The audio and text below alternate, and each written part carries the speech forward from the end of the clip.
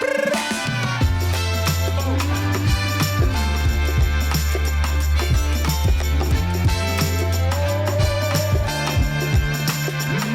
up, guys, and welcome to the Real Local People podcast. We're in the AdventuREalty studios. You know, we bring you lots of content about what to do in the area, what to eat, where to go, where to live, that kind of thing. This podcast focuses on the people of the area.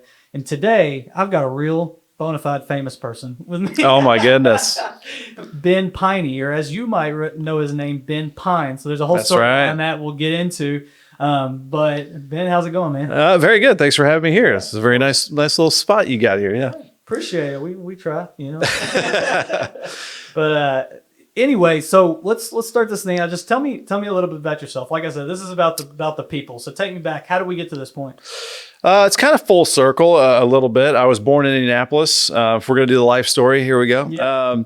And then I grew up half my growing up life, I guess, around Richmond, Indiana, which is on the border of Ohio, kind of along I-70. Parents got divorced when I was about 9, and it was kind of a weird situation. My dad and my brother and sister stayed in Richmond most of the time, and I went with my mom in St. Louis. So it was a weird split. Yeah. With the courts and stuff like that. Everybody's good now. Don't worry about us. So I went to, from 4th, 5th, 6th, middle school, high school in St. Louis, while my brother and sister stayed back in Richmond. And then I wanted to get back together with them. I actually had a scholarship that paid, I think, half at Mizzou, at University of Missouri, but I chose Ball State because I wanted to get the relationship back with my brother and sister. So I ended up going to Ball State University. Ended up great because they had an awesome broadcast program and a good meteorology program. Dr. David Arnold kind of grew the Mississippi State program, which is very popular with broadcast meteorologists.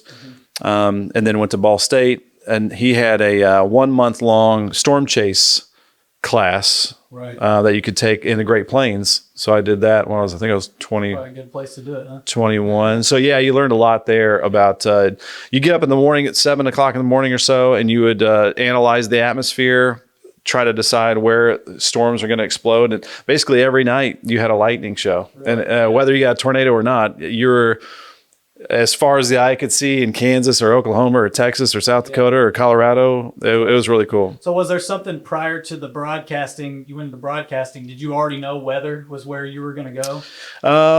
Kind of interesting story. When I was in 5th grade, I drew a tornado. It was a contest for the whole school, and I won that drawing contest. Before that, I wanted to be an architect, which Ball State would have been good for that too.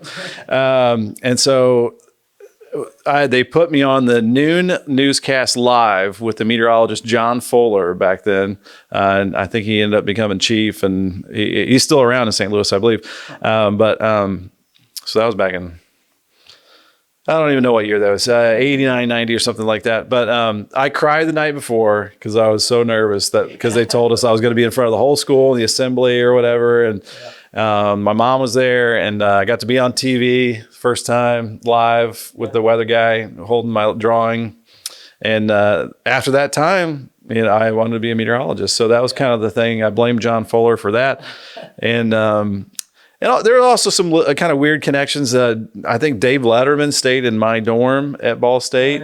Not while I was there, but and then he also was a weather guy in Indianapolis.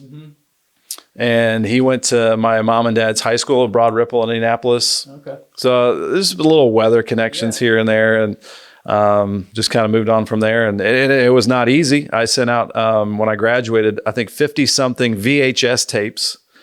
And mailed those all out. You had to pay for shipping and all that stuff to obviously 50-something television stations. Didn't get anything. So what I did get a job was at Peoria, Illinois.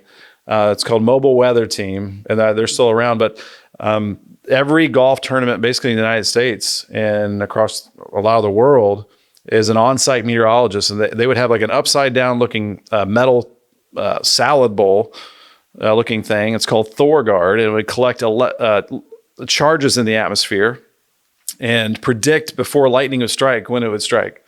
So you're trying to before lightning would strike, you're trying to get people off the course. Right. So that was part of that job. That only lasted 5 months, but I also had to take overnight weather observations at Bloomington Normal Airport. Had to get certified for that. You don't think about those kind of, you see the front facing, you're It's like minor league baseball. Like you're hopping around trying to get bigger markets, and made very, very little money. Yeah. And then so my wife was working at a bank, I'm sure making more than me. And I was like, I'm going to try one more time. Yeah. It was like at the end of the year. This is 2003. And so I sent I think maybe 11 tapes out second round, and I got 2 hits, both in Missouri. One was like northern Missouri, and then one was in the capital, Jefferson City, Missouri, and also Columbia. So I actually got to go and live for a year where I turned down, a Mizzou. So I got to hang out there, and that was a good time. And that was my first television, I guess, paid television experience. Did TV at Ball State. Well, it's an interesting combination because you got to be an on-air personality. You got to have the performance aspect of it. Yeah. You're also kind of a nerd. Right. Yeah. All the weather, sciencey stuff. And there's a balance to that. There's some that can't lose the nerdiness. Yeah. Well, I guess, who knows? Maybe I'm that person. But and then there's some that are just so talented at being a broadcaster, and I think that was the biggest struggle for me, because I did not like to talk in front of people. I took a speech class in college, and I remember it was like on the second or third floor speech day, my legs would be shaking. Like I did not want to talk in front of people. But with this, you're just talking in front of one camera. But I still get nervous if I've got to present and be an MC at an event or something like that, and all these eyeballs are on you because you feel like you're being judged if you're not funny enough. Or when you know what you're talking about, you're going to be more comfortable on air. About weather that so well. And if you're in a studio, you know the anchor, the sports person, and the camera people when there were camera people. So that was always more comfortable. And actually, one thing that helped me out was So I was in a year in Jefferson City, Missouri. Then I got a job in Augusta, Georgia, and at the NBC station there, and started doing a lot of school talks, just going to fourth graders and just getting comfortable in front of all of them, actually helped me build confidence. So that was really cool. So as this is being recorded anyway, we're just a couple days out of Augusta, Georgia. Oh yeah, I know. I got to hear about. I heard you spent a little bit of time doing some stuff around. I did, yeah. Course, right? Right when I got there, I learned that I could help out for the week with the sports department. So I would, be behind the camera at one of the holes. And if someone hit a good shot, I would jot down on the camera what the time code was and then race the tape back to the truck. And then I would just help run cables or tape or whatever. It really wasn't on camera. And then they told me there's a media day. Mm-hmm. And if you get picked, you'll be able to golf Augusta National. So I got picked, and a month later, I got to play it for the first time. I think that was 2005 or something like that. And I met the course manager there. Which is pretty crazy, by the way, for people who don't know anything about Augusta National. It's nearly impossible to play Augusta National. For the 3.5 years we lived there, I never was able to get my wife to step foot on the course. Really? And I even worked there. So I would do the morning show, the morning gig. I would do the weather until 8 o'clock or so. And then so before that, I met the course manager. I think his name was Dale. And I said, how do you become a caddy out here? Mm-hmm. And he goes, well, give me your number. And so they trained me on a different course. And then one of the old caddies, probably 85 years old, there was a training day, and I had to go on every green, and I had to jot down, I had to roll a ball and jot where it would roll and where it would end up. And we had these caddy books that George Lucas, not the George Lucas, but George Lucas made. And so then I got to caddy for 3 seasons, and it was a time of my life. And it was right before my daughter was born, so I had the time to do it. So I would work the morning show at 8, and then I would go do what they call a loop, 18 holes, and maybe even more than that. And got to meet some celebrities here and there and have a ball. That's pretty cool. Yeah. And they got to play it 3 more times. They had a caddy. Other than the media day, they had a caddy day, which was even better. Yeah. You got from sunrise to sunset. The course was completely yours. The par 3 course. So I played 36 holes. I played it from the members tees that day, and then I played it from the tips later on. Then I played the par 3, and Clearing that day out. I was looking at every blade of grass. I was like, remember this. Yes. Yeah, so it was cool. Yeah, that's incredible. That's it. Like I said, really, I'm a big golfer, so and I know it's hell, it's a dream of mine just to go to the max, Yeah. just let alone play the course. Sign up for those lotteries. I know some people that get it and are really lucky. I know some people have tried for like 18 years and have not got it. So yeah, it's insane. So out of Augusta, what was next after that move? So I was there three and a half years or so, and I just felt it was kind of time to maybe see what else was out there and kind of moving up your market size, trying to make a little more money for the family. And we just had my daughter Hannah back in that was 2007 when she was born, and then so she was only like a year old when we moved to Louisville. Got the job here. I had a choice basically between Oklahoma City. I got an offer there, and Louisville. And I think Oklahoma City was going to pay me a little bit more. But back then, even though we had some active weather in Georgia, I mean, you're in Tornado Alley, the heart of Tornado Alley in Oklahoma City. I mean, that's where the Storm Prediction Center is. And I was like, the viewers there probably know more about tornadoes than I do at this point. So even though now it seems Louisville is such a busy, severe weather market. And when I got here, I mean, it was trial by fire. Right when I got here in 2008, we had, I think, the leftover of Hurricane Ike, and Valhalla was hosting the Ryder Cup, and had the windstorm then. Right after that, in January, around January 27th or so, 2009, we had the historic ice storm. Yeah.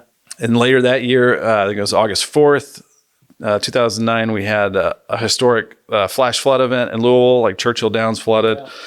And then 2010 was like tornado after tornado after tornado. So had a lot of experience after a couple of busy years. Yeah. Well, I would assume just being in an area that has more weather events would just make your job that more taxing, right? Because I mean, there's times you're on air for 3-4 plus hours, you know. You got to have a good team all around and know what you're doing. And you'll find fast if the person doesn't know what they're doing. Yeah. So how long were you at WHS? 17 years. Yeah. 17 years. Mm-hmm. That's a good long while. So what you made a move here recently. Yeah. So tell us a little bit about that. I mean, the main reason is my kids. They're sophomore and senior now. My daughter's now 18. Moved here. She was 1. Yeah. And then my son was born shortly after we moved here. So he's a sophomore now. They've always been busy in sports and doing the job I was doing as chief meteorologist. I was just missing out on all kinds of stuff. So that was just mentally taxing and starting to get really physically taxing just by the stress of it all. So everybody around me, even you talk to some of my friends out in the Borden area, they probably like, there's something going on with that guy, you know? Right. So had to make a change, and really I was ready for whatever that change was going to be. Yeah. Yeah.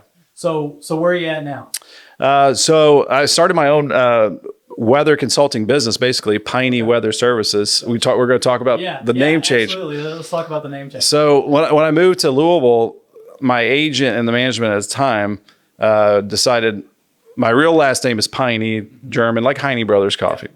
They're like, well, let's make it more simple and just take out an E and make it Pine, and which makes sense. I mean, it is pronounced Pine and I guess some other cultures or whatever, but so went along with that. So it was Pine for 17 years. Stage name, basically. Stage name having to be very similar to. And some stage names are completely changed to a totally different name. So this is pretty similar. And then so now that I can be totally myself, it's Peine Weather Services, weather consulting. So I'll do some consulting, whether it's construction companies. I've learned that can save a ton of money if you save them an hour or two a day before the rain begins or ends. Got to be a lot of pressure in that, right? Because I mean, you got to be right. Yeah. You can't like fudge it. Yeah. You can't like cover your butt. Yeah. So there's that part of it, and then working with Extol Media with Jason Applegate and Angie Fenton, and I worked with Angie Fenton for probably more than a decade in some form at the TV station. So and I had a great relationship with them, and especially Jason's. He would invite me to golf scrambles and stuff like that, and So then started Southern Indiana weather, basically. And so doing what we call Ben at 10 every morning, Monday through Friday, and going as long as we want to go and making the show whatever you want to see. I'm open to suggestions. Like if you want the 7-day every 2 minutes, I'll show you the 7-day every 2 minutes. So it's our show here in Southern Indiana for weather.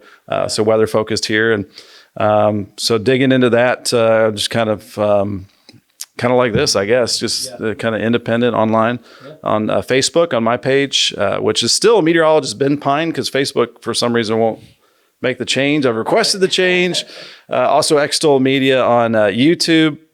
And we started Xtol Weather, a Facebook page that has jumped up pretty quick. So, yeah. We've seen this big shift across a lot of things to kind of independent media sources like that and everything. You know, I've seen a lot of people around here know Tim's Weather World. Yeah. People like that are getting it. So it's kind of expanding out into that realm of, you know, I think I was talking to you a little bit before.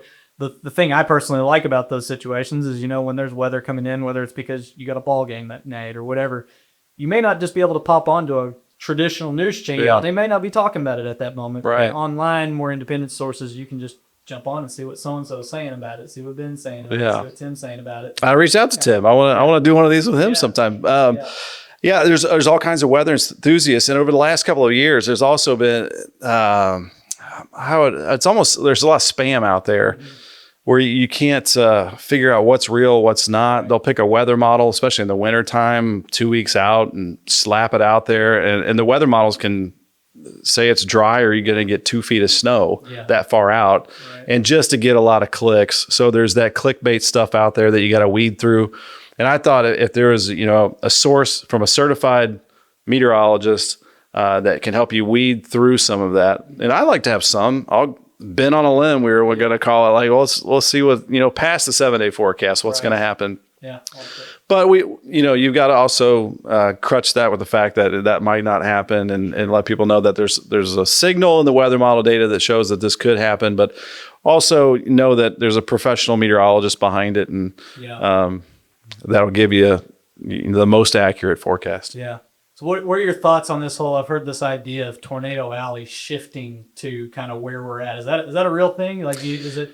I think it is to a certain extent. And you got to look at the data as well and where population centers are growing. You'll get more reports in more populated areas. But I think there has been a shift to a busier weather pattern our direction. Yeah. But there's always been like a big tornado alley, obviously, in the Great Plains, but also a little finger that comes our way in the Ohio Valley as well. Yeah, that's just because of like the geography of the land, basically. And the Deep South will be like, what about us? And February and late winter, early spring, they're getting hit harder than anybody. Right. So, and Florida gets a ton of tornadoes. So, what is it about this time of year that makes it tornado season? I mean, it's not to get too into the weeds here, but I was just simply put questions now. No problem. It's an easy answer. It's the battleground season, the transition season. Summer's wanting to be summer, winter's still holding on for dear life, and so you've got this long-lasting air mass that's very cold up north,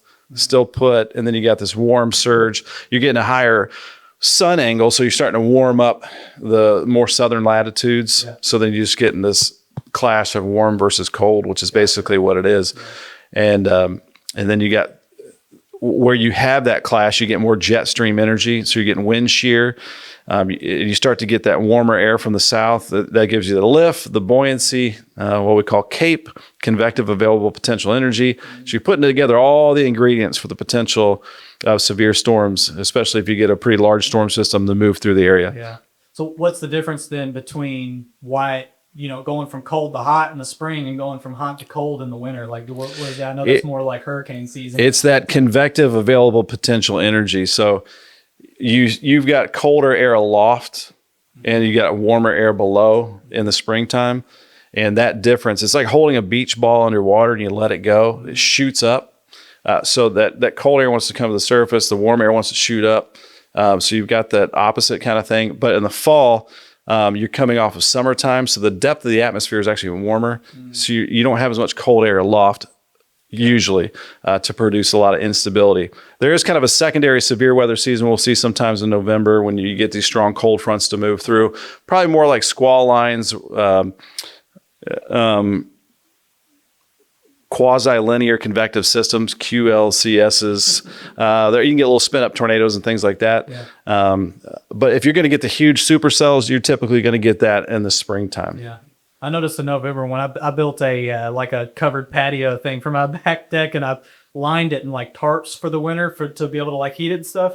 And those tarps didn't last. That November wind came in, blew it right off. Man, we've had a ton of wind the last several years. I've noticed people have noticed that after March 2nd, the tornado that went through Henryville in 2012, we had kind of almost a 10-year break, it felt like, where we didn't have a whole lot of severe weather events. And it has ramped up the last several years. And even with hail, I've got a buddy who is with a roofing company and is busier than ever right now because of a storm that hit, I don't know, maybe like a month ago in southern Indiana. And then you tack on wind that damages roofs, and they've been real busy.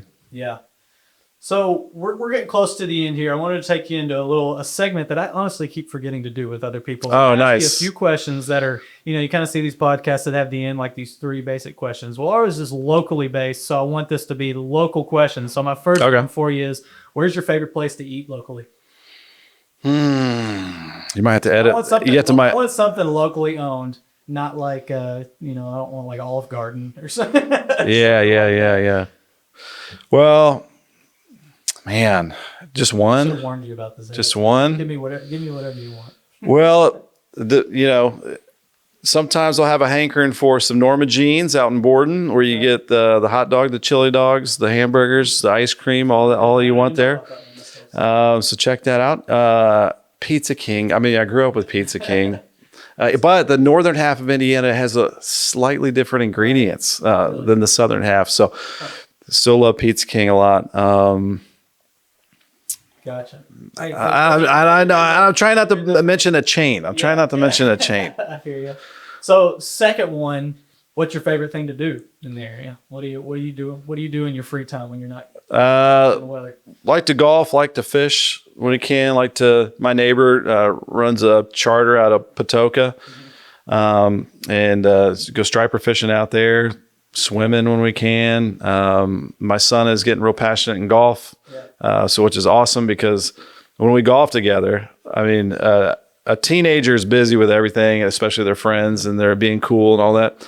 But if you play 18 holes, that's like 4 hours. They're guaranteed they have to spend with you. So you get to reconnect on the golf course. So right now, golf's kind of up there. Focus on that because it's something you can play. You teach your son basketball, but by the time he's old enough to play with you, you're too old to play basketball anymore. But golf, play. Some people play. And I bought my kids golf clubs like when they were 1, hoping they would play, and they never would. Yeah. And they ended up playing volleyball and baseball and softball and basketball. And they got better at me at all those sports. Yeah. So I couldn't help them anymore. Luckily, they had good coaches. But I can still teach them about golf. I can still beat them at golf.